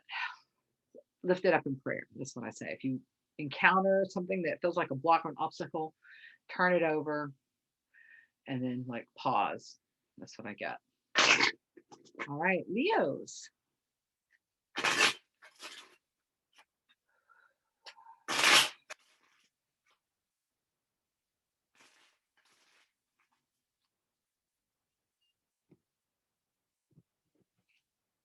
Okay, the fighting card is coming up, Leos.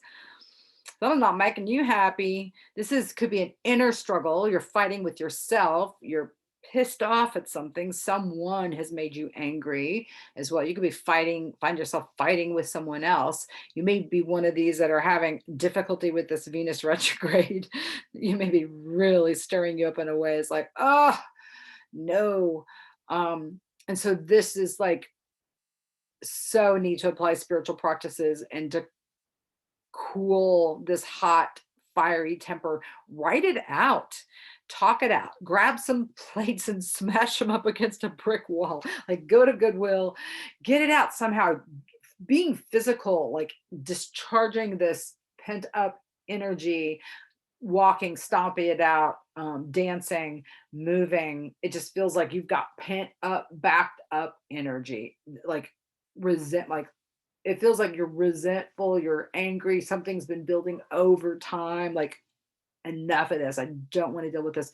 It could be inner stuff where you're like, been on your own case over time. You've been dogging yourself. You've been having this harsh energy within. Like, if you notice it, just stop it.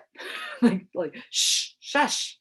Like, turn up the volume in self-compassion and love. And if you're in a war with someone else, try to see their higher self. Wish for them peace, joy, happiness. If they're presenting themselves as a little MF to you, if they were in their higher self, generating divine love and compassion, what would that feel like? Even if you can overlay whatever they're doing or saying with their higher self energy and tap into that within them, if you can see it, it can help them tap into it as well. It may also be like, remove yourself from the situation. If you're around somebody that keeps stirring you up and keeps pissing you off and it feels toxic, this may be the week where you go, no more. I am removing myself from this situation. This doesn't work. Something's coming to a head this week, Leos. So I feel like you're seeing something you need to see. So this is a positive, even though it can seem like, I don't want to deal with this. I don't want to have to, and you know, you can be the one that's maybe picking a fight or being angry at someone else and like picking on someone else. It may be you're the bear. In which case, what's going on? You know, anger is often sad's bodyguard. So what has hurt you? Who has hurt you? You may need to just tap into your inner wounded child and turn up the volume. Go into meditation with the intent to contact your inner child, right? And rock that inner baby and give that inner child love, unconditional love and support.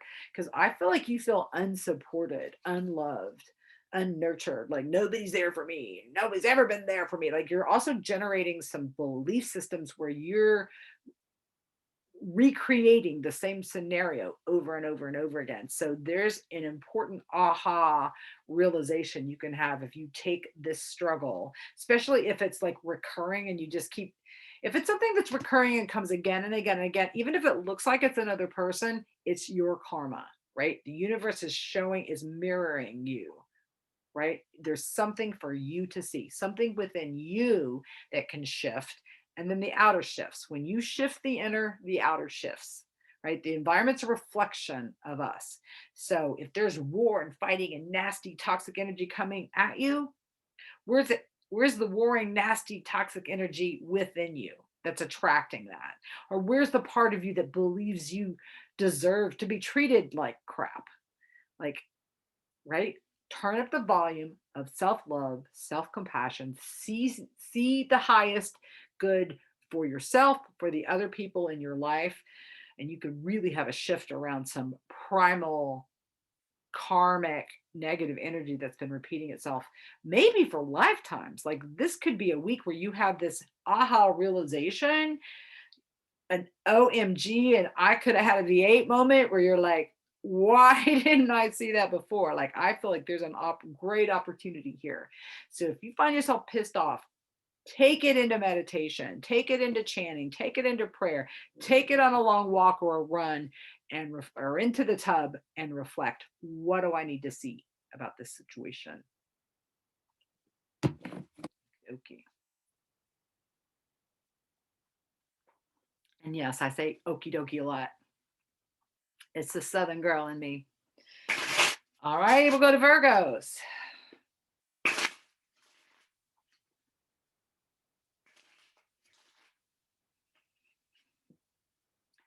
What do the Virgos need to know this week?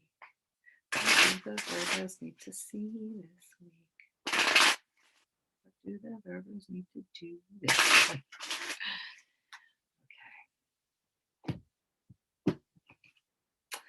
possibilities card. So this is a good news card. It's saying, oh, anything's possible. If you're asking a question, sure, it's possible. It's also this eagle is like flying above. It's getting perspective. It's like leaving your life and looking at it from another perspective.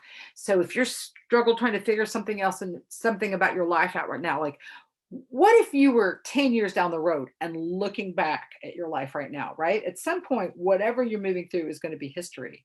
What kind of perspective can you like zoom out and look at yourself? Did you ever watch that video as a kid where you see someone on the beach blanket or whatever and it pulls out and you say, oh, they're on the coast, and then you pull out, oh, they're in the state of Florida, and like, oh, that's what the United States looks like, oh, that's what the earth looks like, that kind of where you zoom away. I feel like you need that perspective this week, Virgos. Like, back away from the situation, turn it over, step away from the fire, get some higher perspective. This can also come up if you're planning a trip. I see this as a journey. It's like it's about a spiritual journey. Like the sun is setting, rising, what's it doing? It's doing one or the other. Like there's a shift happening, right? There's a changing of the tides here in some form or fashion. There's like an old story ending and a new story beginning. I feel like it's a sunrise, actually. The sun is coming up over the horizon. There's like new opportunities showing up, new possibilities. So there could be flight involved, like you may be stepping on a plane or making a trip where you're getting on a plane or going somewhere where there's mountains, um, to get a higher perspective. There's also the stars here too, so it's like there's like spiritual components. I'm getting that you're being guided about something important. If you're in your head, Virgos, and overthinking, this is the time to like, okay, what would my higher self be looking at this from? Like, not trying to figure it out so much from your mind. You guys default is just to get caught up in the brain. Can't help it. You're ruled by Virgo. I mean, you're ruled by Mercury. So this is where you're like, okay, how do I tap into my spirit? What do I need to see here? No, this is like higher perspective, definitely spiritual practice, or getting out in nature so you can disconnect from your brain, from what's going on in the world, to get excited about new horizons, new possibilities, new plans, new ventures that are coming this week. So that feels exciting for the Virgos. All right, Libras, you're next.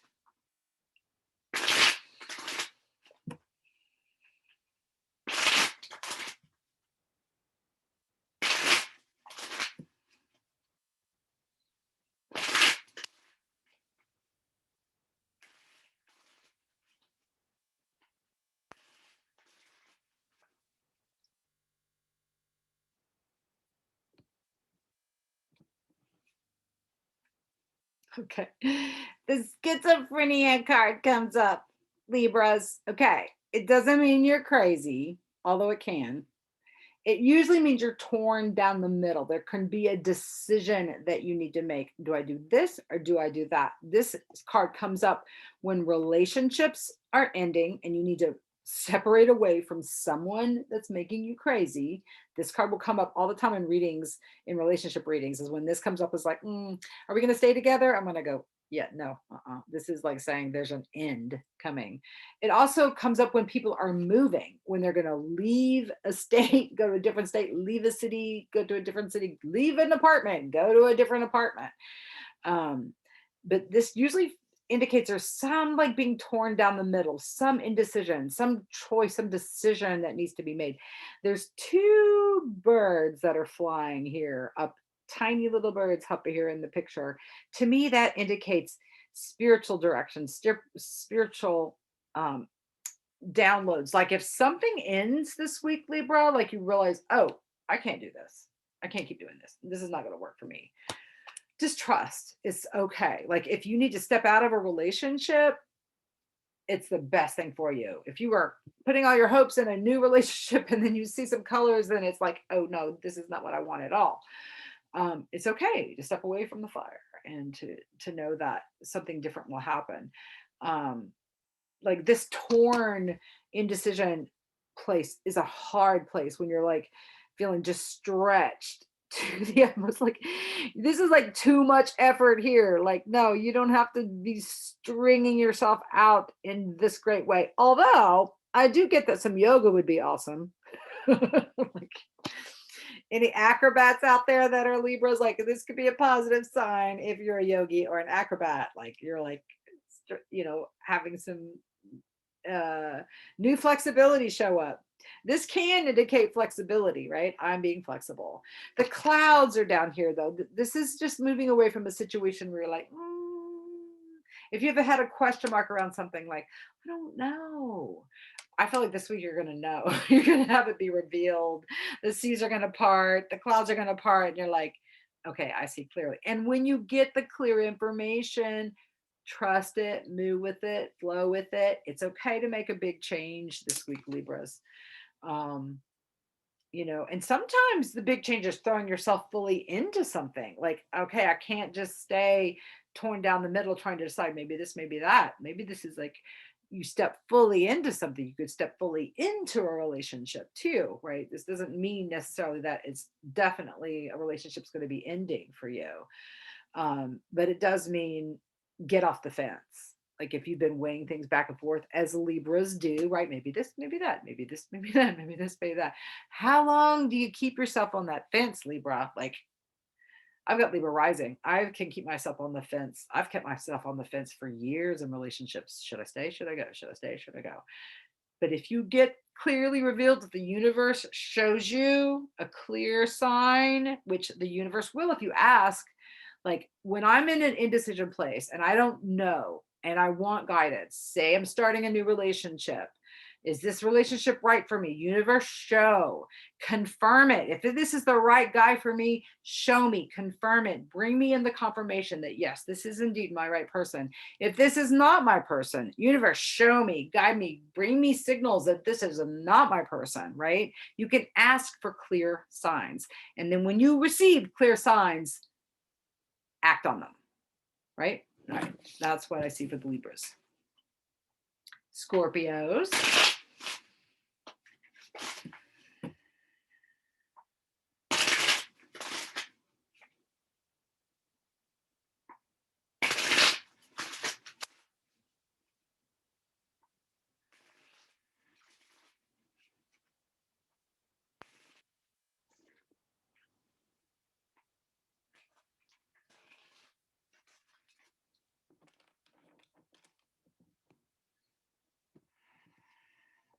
The no thingness card. This is not as scary. This does not mean death. This is a blank canvas. This indicates a new beginning, a new start. This is a canvas that has not been painted on it. This is, what do you want to manifest? What do you want to create? This is the time to get still, to get quiet, receive the answers, decide which colors you're going to paint with, what mediums you're going to use, and begin to paint something new. I'm really feeling creative energy. There's some sort of creative project that's being started. Like, there's a new beginning here and some sort of creative project. Now, whether that's like an acting gig that comes through, or again, an inspired idea to paint something, or some sort of self-employment where it involves your own creativity, or even just sprucing up, changing up your house in a new creative way, a new food plan you're beginning, a new exercise, a new meditation program. There's something new beginning this. And I feel like it's something you've never done before. Like, this feels like a brand new point. And so even new transformational change can feel scary. So could be this ominous, like, I don't know if I can do this.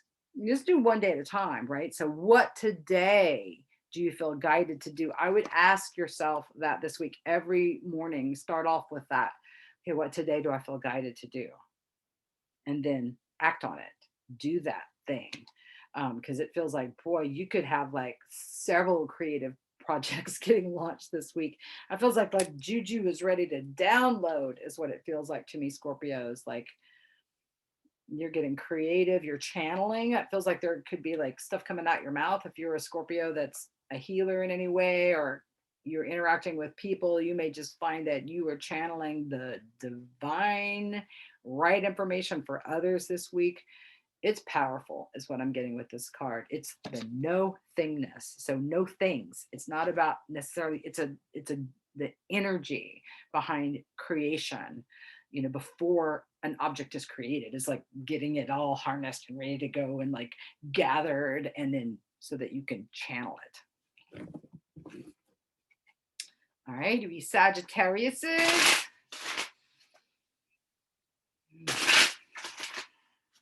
My letter of fiery, tell it like it is, friends. And my mother. My mother's a Sag.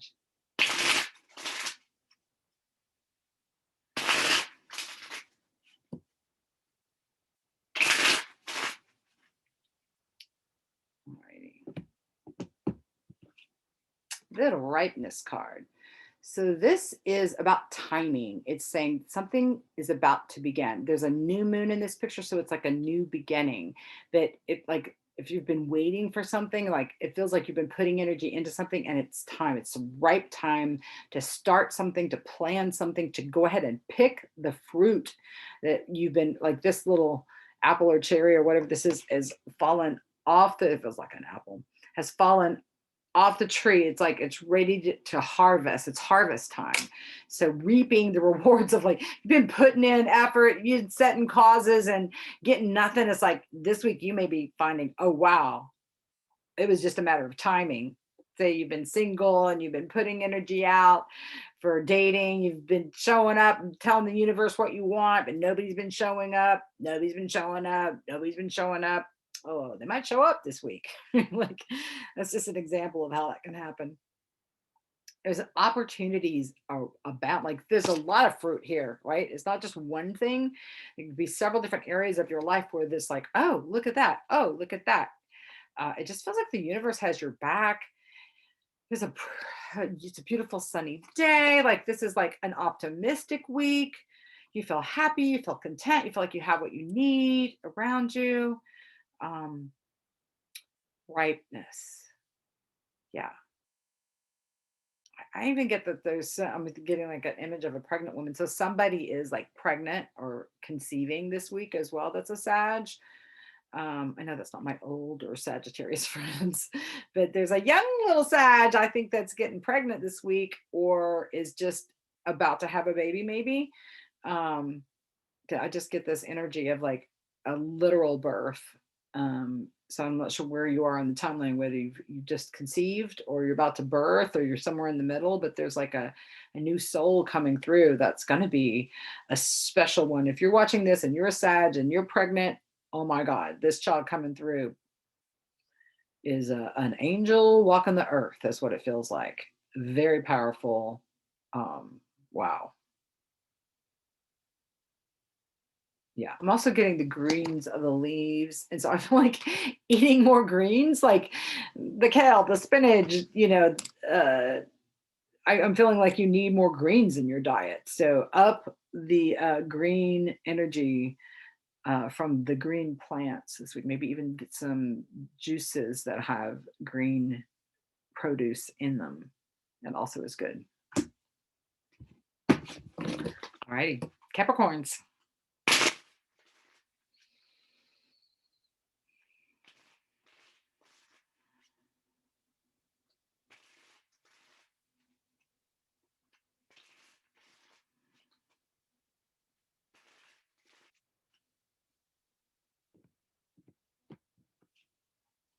The burden card is coming up. All right, Capricorn, something is weighing you down, feeling stressed out. This could be your own stuff. It could be like just stuff you've procrastinated about, you've avoided. It's just piling up and you have to deal with it this week. Like this is the week to dive into that pile of paperwork or, you know, get ready to get your stuff in order to be able to file your taxes. This could be literally taking care of someone else. Like this person is carrying someone on their back and they're like, ugh, this person's so heavy. Like this poor little guy, look, he's just like totally weighed down. This guy is like oblivious, all cocky and like taken for granted. So this could be an energy where someone is using you, in which case extricate yourself from this person, this situation, or begin the plans to extricate yourself. Like this is not okay. and you may be burdening someone else. It could be you that are burdening someone else, and you're being all cocky and arrogant and not tuned into how you're affecting the people around you. You know, Capricorns can be very powerful, very strong, stomping through the world, like, get behind me. So you may be like taking stuff out on someone and not even realizing that you're not tuned in to them. So, like, take a moment to reflect and look about your environment, and how is everybody around you? How are the people you interact with on a daily basis? Are they okay? Do you notice? Are you all into your own self? There's also green hands here on this person. So there's also like maybe being guided or directed to healing. There may be specific direction about healing. And also this rooster here could be like, there could be someone crowing out something you need to hear this week. Like, what do you hear? How's the universe talking to you? Especially if you hear something more than once that seems like it's a message from the universe. Listen, this rooster could be crowing to get your attention. I'm also getting this like walking stick.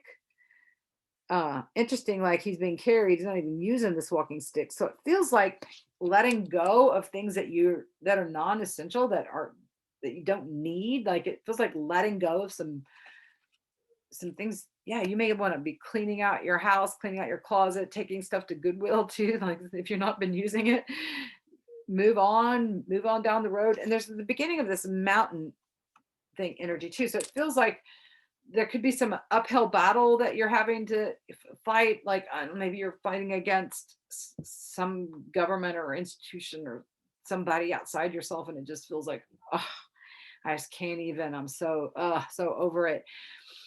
Refresh yourself, stop, breathe, tap in. Again, what do I feel guided to do today? Is there something you can do today? Maybe not thinking about the situation. If there's nothing you can physically do today, maybe the thing to unburden yourself is to get it off your mind today. These are the things that I'm picking up for this card for the Capricorns. All right, Aquariuses.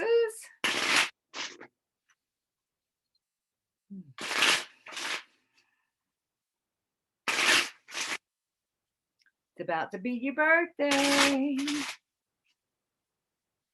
Moving, getting closer. Not yet. You may be planning for your birthday already, though. Make it a good one, right? Make it something special this year. Give a transformation. Have a special birthday this year. Special plans. Okay, the innocence. Now, this can be seeking out someone for their advice and counsel, the grandfather that knows it all and can simplify things for you, break it all down. This could be going to a therapist. It could be going to your sensei, your, you know, taekwondo master, your jujitsu teacher, your literal teacher, your grandfather, your father, your friend that's wise. This is like seeking out advice and counsel from someone other than yourself, is what I get. There's also these beautiful flowers. And so this is like, y'all are air signs. Y'all can like leave it. Oh, look at the flowers. Like ignoring something where you need to be seeking advice, and you're like, I'm going to be over here in the flowers. I mean, it's okay if you want to plant flowers, paint flowers. I mean, that's also a beautiful thing to be doing with your time, but don't ignore some like advice that you're supposed to be digesting right now. It feels like the universe is trying to teach you some lessons right now. What have you been learning, right? What are you supposed to, have you assessed? Have you looked back over this last year and like, what did you learn this past year, right? What still needs to shift in your life? Are you applying the lessons that you learned? Is it just going in one ear and out the other? Are you taking it in, digesting, and finding a way to apply it to your life? That's what I'm getting that this week's about, is like listening to, seeking out wisdom. It could be in the form of a book, YouTube video, but you're receiving some sort of wise guidance and counsel, and you know it's the right guidance when it resonates as truth all in you. Something within you goes, yep, that's truth. Yep, nope, they're talking to me. Like the universe is trying to talk to you this week, is what it feels like. Or you're feeling guided to seek out someone for advice or counsel, in which case you're going to get some sage stuff back. They're going to be able to help you turn your life into flowers, into the beautiful things, out of the stuckness, into the light. This is, to me, it's a reconciling of the darkness within. We all have the light and the dark, right? This is about transforming the darkness within into the light, right? We all have that yin and yang. So it feels like you may have been tipped into the darkness aspect and feeling like you've been going through a dark night of the soul. And so I think it's time to go to the light, right? Shift it, make that all be, a fertilizer for the growth and the bloom of the lotus flower, right? The lotus flower blooms in the muddy swamp. So if your life has felt like muddy swamp, perfect conditions, perfect conditions to bloom the beautiful lotus flower. So just know that this is like turning poison to medicine week is what it feels like. And it does feel like it involves getting some outside inspiration, some form or fashion. So listen to your own intuition, your own guidance system about who or what to tap into to get that guidance that you need for yourself so that it can get through the hard-headed Aquarius. I know you know it all, but maybe this week you can like pretend that you need to learn something. All right, Pisces.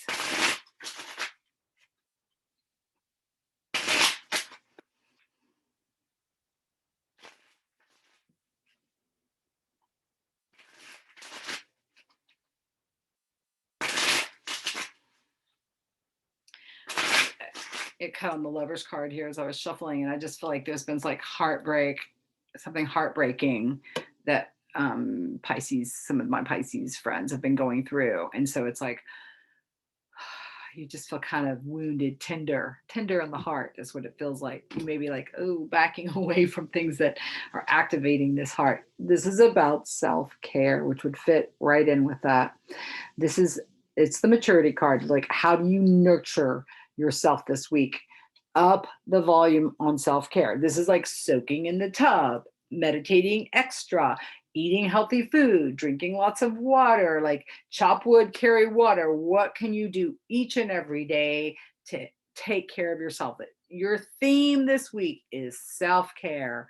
What am I doing today that is self-care? I would ask you, like, you guys have tendency to live for others. You're very usually empathic. You could be natural counselors. You can also be natural codependents, just saying. But this is like, you deserve your own energy this week. Like, drop the oxygen mask, take care of, nurture you, look and focus on what's good about you. Like, it feels like you've been receiving lots of negative signals, or you have had in the past received negative signals where you feel negative about yourself. This is a chance to kind of throw off that stuff so that you can tap into the truth of who you are, the beautiful things that you are, what you deserve to have in your life. That if you generate self-love and self-compassion, you'll find that it comes to you in the environment. If you're generating harshness and like not good enough and beating yourself up in whatever way, consciously or unconsciously, you might find that that's showing up in your environment. Environment's a reflection of yourself. So this is the antidote, is to treat the within as pristine, like the temple. Your body is your temple. It's your palace. It is the place where your soul is living. So what can you do to improve the conditions that your soul is in? Like, tweak the spacesuit, right? Do something so that you have more longevity. It feels like you have been wearing out your earthly body. Maybe you're overeating or over drinking, you're not doing any exercise, something where you're not in a flow with yourself. So this is the week where you can begin baby steps. You don't have to change everything all at night. Begin shifting things in the right direction. You may want to do a big overall sweeping change, this week. If you're feeling guided to, go for it. But this is like, contemplating, seeing, eyes are closed. This is like smile on the face. This is like really enjoying contemplation, meditation, feeling good. Like, there's a beautiful energy. Buy yourself flowers. Plant some flowers if you live in a more tropical area. there's this beautiful flower on the head. It just feels like allow yourself to feel kissed by spirit, right? That your spirit guides, your team is there nurturing you if you can tune into them and like rest, and you might just imagine yourself being resting, like rocked in the hands of the divine, you know. I like to image sometimes that there's this huge hand of a divine feminine and huge hand of a divine masculine, and I'm laying in it like a hammock or like a small baby into the hands of the divine on an energetic level, so that I can like being a human being is enough. I don't have to be a human being human doing. I can just relax and rest into that. So you might want to try that image. So all righty.